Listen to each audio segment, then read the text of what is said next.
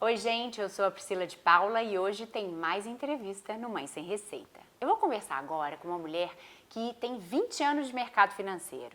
Ela morou 12 anos em Nova York, trabalhou no maior fundo de investimentos da América Latina e viu essa vida, essa carreira se transformar com a maternidade. Eu estou falando da Flávia Montoro.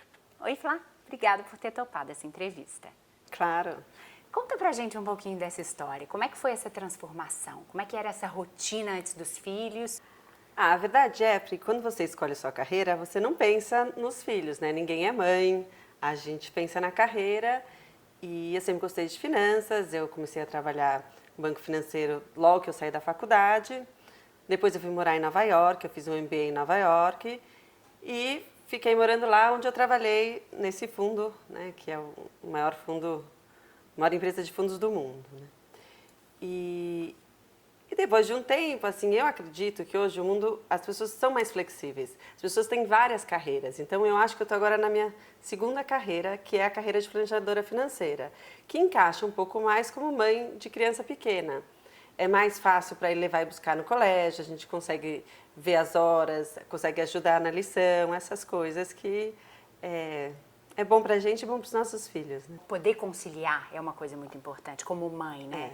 Eu acho que é muito importante você ter os dois, ter a carreira e ter a maternidade, né, que a gente escolheu. E às vezes é muito difícil de equilibrar tudo, né? A gente como mãe sabe bem disso. Mas acho que agora eu encontrei um equilíbrio e eu estou feliz. Como é que é esse trabalho de planejadora financeira hoje? Como é que você atua? Na verdade, assim, o planejador financeiro serve para todo mundo, para todo mundo. Por que é importante? Eu vou falar um pouco do que é. Você fazer o que é o planejador, o que ele faz? Então, ajuda a fazer um plano financeiro que vai te ajudar a você ter uma vida financeira saudável desde o dia que a gente começar o plano até o resto da sua vida. Então, envolvem várias áreas, né? São 6 áreas. A primeira é a gestão financeira. O que é gestão financeira? É quanto ganho, quanto gasto. Você talvez saiba, você tem seu lerite, sabe exatamente como você ganha. Mas às vezes o profissional liberal não sabe, não anota, não sabe o quanto ganha. Ninguém sabe o quanto gasta, só quem faz a planilha e anota os gastos. Se não anota, não sabe o quanto gasta.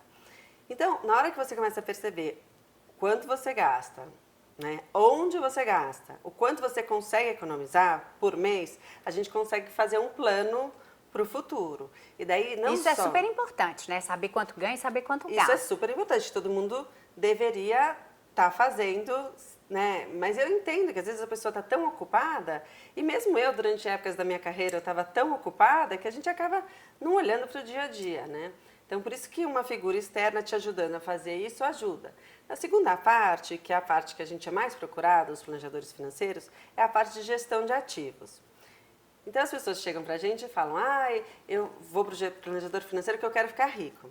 A verdade é que eu não vou indicar uma ação ou põe todo o dinheiro na bolsa, e não é assim que a gente trabalha. Então, não vou fazer ninguém ficar rico do dia para a noite.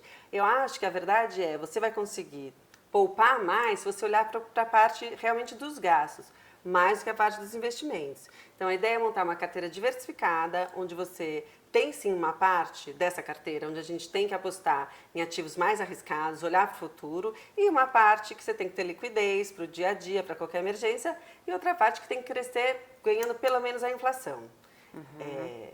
Então, essa é a parte de gestão de ativos. Daí tem a parte de gestão de risco, que é muito ligada a seguro. Né? E as pessoas perguntam, eu não tenho seguro de vida, eu preciso de seguro de vida? Então, acho que tem uma regra.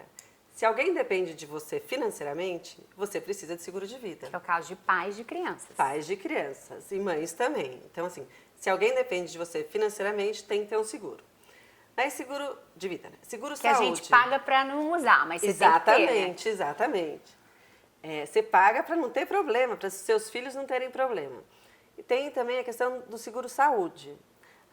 Tem gente que não tem seguro saúde, eu acho isso super complicado. E você tem que olhar para o seguro-saúde da sua família e também para o seguro-saúde das pessoas na sua volta que poderiam depender de você. Você tem que olhar se a sua sogra tem seguro-saúde, se sua mãe tem seguro-saúde. Porque se acontece alguma coisa com eles, vai talvez depender de você. Da sua família. Eu tenho um caso, uma amiga, não é brasileira, ela mora em Bruxelas, a mãe mora na Argentina. E a mãe estava com dificuldade financeira, o que ela fez? Cortou o plano de saúde. Teve um acidente, teve que ir para o hospital, quem pagou as contas? Minha amiga lá de Bruxelas, que trabalha, que está numa situação ok, ela não é rica, não é nada, mas estava ok, pôde pagar. A verdade seria muito mais barata para essa minha amiga ter pagado o plano de saúde. Ela nem sabia que a mãe tinha parado de pagar. Então, essas coisas a gente tem que olhar todos os lados, a gente tem que ir atrás da nossa família e ver se está todo mundo com plano de saúde.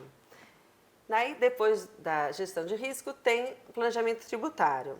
A ideia é você conseguir o maior rendimento pagando o menor imposto possível. Então, tem instrumentos, daí junto um pouco com a área de gestão de ativo e também junto um pouco com o próximo tema, que é planejamento sucessório, que é você hoje já deixar ou já planejar como você quer deixar os ativos para os seus filhos, os seus herdeiros, né? Então, são coisas que você tem que pensar. Claro, se você está no começo da vida, você não vai pensar no sucessório, mas uma pessoa com filhos tem que ter algum planejamento. E, por fim, que eu acho muito importante, é o planejamento da longevidade. Então, assim, faço questões. Quando você vai parar de trabalhar? Você sabe que idade você vai parar de trabalhar? Coisas que a gente muitas vezes não pensa. Você pensa numa idade da aposentadoria, 60 anos, ou mais, tem aquele cálculo lá, que é 85 para a mulher, 95 para o homem hoje, o fator preferenciário, mas é importante pensar antes, mas né? Mas isso é a pública e a privada. Você a pública precisa não vai dar conta dos seus gastos hoje. Então, você precisa hoje olhar para o quanto você gasta, e normalmente você mantém os seus gastos, isso não muda, e começar hoje a guardar dinheiro para você aposentar na data que você planejar. Porque você pode chegar aos 65 anos e não ter condições, porque você precisa do dinheiro. Para pessoas como eu ou muitas outras que estão nos assistindo, isso é uma coisa muito distante ainda. Eu acho que é importante a gente dizer também que você não precisa ter uma vida financeira muito confortável, ganhar muito dinheiro para ter essas preocupações, né? Não, olha, eu fiz uns cálculos só porque a gente ia conversar agora. Então, assim, que a gente ia falar um pouco dos filhos, né? Eu acho que a gente tem que começar a guardar dinheiro, pensar no futuro, numa faculdade dos filhos, no dia que eles nascem. Então, eu fiz um cálculo agora. Se você começa a poupar todo mês, R$320, todo mês, do dia que o seu filho nasce, o dia que ele fizer 18 anos, a gente está assumindo um juro de 4% real ao ano, você faz esse cálculo, você tem R$100 mil quando ele fizer 18 anos. A gente está falando de números reais, né, constantes. Você tem condições hoje de guardar esse dinheiro. Então, que vai fazer uma diferença lá na frente, vai fazer, né? Vai te trazer uma tranquilidade. É. Todo esse conhecimento que você tem, que não é pouco, né? Como é que você traz essas noções para a vida com seus filhos? Tem um filho de 9 e uma filha de quase 7. Isso. Como é que você traz essa rotina, faz isso na rotina deles? Meu marido é economista, então a economista que trabalha com finanças. Então a gente discute muito. Eu tento sempre ser muito aberta, muito transparente. Eu falo do meu trabalho com eles. Mas assim, aconselhando os outros, acho que a primeira coisa que você tem que fazer é você e o seu companheiro, né? Vocês têm que estar em tune. Vocês têm que ter uma conversa antes de conversar com os filhos, porque tem que estar na mesma linha. É importante tratar de dinheiro de uma maneira natural. Para tudo na vida, né? Para educação, que seja de regras, limites e dinheiro, tem que ter um acordo antes. Exatamente, exatamente, com certeza. E daí, assim, a maneira que a gente faz, acho que quando você começa, claro que você tem a oportunidade de passar num banco, explicar o que é um banco, uma instituição financeira, você faz isso. Mas assim, começa com o básico, que é a mesada. Eu acho que a mesada ensina você a conhecer seus filhos e você a mostrar para os seus filhos o que é importante. Claro que depende de cada família e os seus valores. Então, na minha casa, a gente acredita que você precisa, assim, o dinheiro vale para 4 coisas, né, na hora da educação dos filhos. Primeiro, ele precisa aprender a gastar, né, precisa controlar os gastos. Então, ninguém quer que tenha um filho que gaste mais do que ganha, né? Ou que também não tenha noção não tenha noção do dinheiro, exatamente. Então, primeiro é controlar os gastos. Depois, aquela coisa, eles querem comprar, aqueles Pokémons que estavam na moda e queriam juntar. Então, eu falei, não, vocês podem juntar. Um juntou o dinheiro com o outro, juntou as 2 semanadas e compraram Pokémon, os 2 juntos, com a semanada deles. Porque se também não tem esse limite, mãe, pai, todo dia quer passar na banca comprar cartinhas de Pokémon. É uma coisa sem fim, né? Exatamente. Então você já está ensinando um limite ali também, né? A terceira, que eu acho super importante, é assim, é investir, poupar para o futuro. Meus filhos adoram a Apple, adoram a Pixar também. E daí eu perguntei, vocês gostariam de ser donos da Apple, da Pixar? Eu posso? Eu falei, claro que pode. Você pode comprar uma ação da Apple ou da Disney, né? E você vai ser dono da empresa. Você começa a pensar como acionista, começa a valorizar o lucro e começa a fazer todo esse trabalho, né, do que é uma empresa. E você pode comprar isso na Bolsa do Brasil, na Bolsa de São Paulo, na Bovespa. Você compra uma BDR, então é uma coisa assim viável que você pode fazer. Não precisa chegar até lá, ou só conversar já é uma coisa legal, interessante. Qual o diferencial dos seus filhos em relação àqueles que não têm essa formação dentro de casa? Então, eu acho que toda mãe quer que o filho faça e seja quem ele deseja, né? Mas é muito importante você saber que tipo de profissão, quanto dinheiro você vai ganhar, quanto dinheiro você quer ganhar. Então, assim, você não pode escolher uma profissão e depois falar, nossa, eu nunca pensei que não ia dar certo, que é tão difícil. Não, você tem que escolher o que você gosta e planejar. E assim, se você não ganha muito, comece a guardar antes. E tenha, né, um planejamento. Isso vai ajudar você a ser mais tranquilo. Eu acho que a tranquilidade traz a felicidade. Eu acho importante você pensar, e assim, a gente vê hoje no mundo que a gente está vivendo, né? Eu De vejo, instabilidade, e né? principalmente o Brasil. O grande problema do Brasil foi que o governo gastou mais do que podia. E a gente sabe que isso numa família pequena é a mesma história. Se você gasta mais do que tem, você tem dívida e começa a pagar a dívida e ninguém consegue sair de dívida.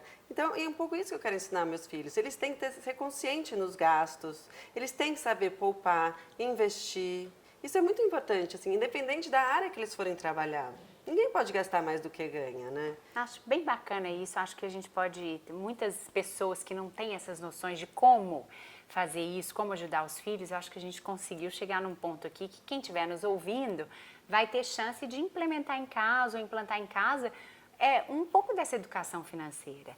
E aí eu queria terminar sabendo de você, assim, hoje, você já falou um pouquinho disso, mas eu acho que vale a pena a gente retomar um pouco, assim, de como é ser uma mãe, uma mulher atuante, de ter uma carreira profissional e enfrentar o desafio de criar filhos pequenos, assim. Como é que você lida com isso? Qual que é o maior desafio e o maior prazer que você vê disso?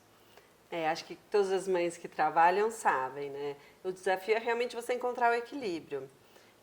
A gente que estudou, tem mestrado, tem os certificados, a gente não quer também, nem quer e nem pode. Acho que a questão financeira hoje em dia, né, é um problema para todas as famílias. Ficar sem trabalhar, mas ao mesmo tempo você quer estar junto da educação dos seus filhos, estar acompanhando e estar ajudando. Então, assim, acho que o grande desafio é você achar esse ponto de equilíbrio, né? Quando trabalhar mais, quando ficar mais em casa, que acho que é uma questão para todas as mães que eu converso. E com essas informações, com planejamento financeiro, isso é mais possível, né? Do Eu que sem se planejar. acho que, de repente, uma mãe, uma pessoa que começa a se planejar antes, pode planejar, de repente, ter mudar de emprego depois de ter os filhos, ou ter um emprego um pouco, que ganha um pouco menos, mas mais flexível. Mais flexível. Eu acho que assim, com planejamento, você consegue atingir seus objetivos. Bacana. Fiquei muito feliz. Acho que isso pode ajudar muita gente e agradeço mais uma vez por você ter topado. Obrigada a você. Obrigada.